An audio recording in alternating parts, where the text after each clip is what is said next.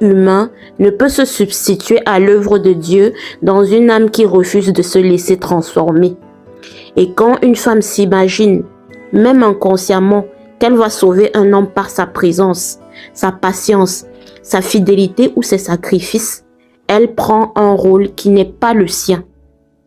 Elle charge sur ses épaules un poids que Dieu n'a jamais mis sur elle et elle finit souvent écrasée sous un appel qui ne lui appartient pas.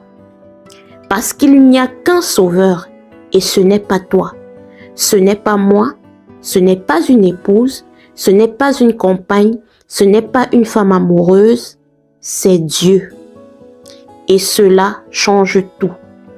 Parce qu'à partir du moment où tu comprends que tu n'es pas appelé à sauver, tu peux enfin apprendre à aimer sans te dissoudre, à donner sans t'abandonner, à soutenir sans te sacrifier, à être compatissante sans devenir captive, à discerner sans culpabiliser et surtout à comprendre qu'aider quelqu'un ne signifie pas te perdre pour lui.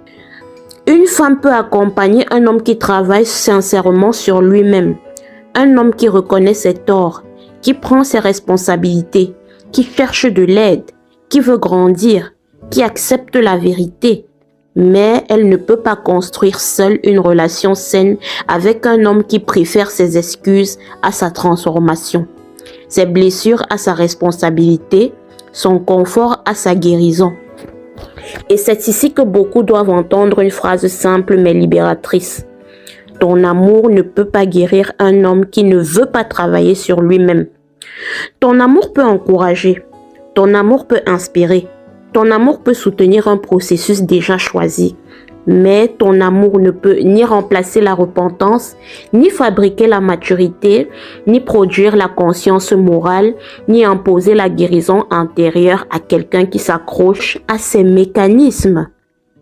Et cela est essentiel, parce que tant que tu crois que si je l'aime, il changera, tu restes prisonnière d'un faux pouvoir.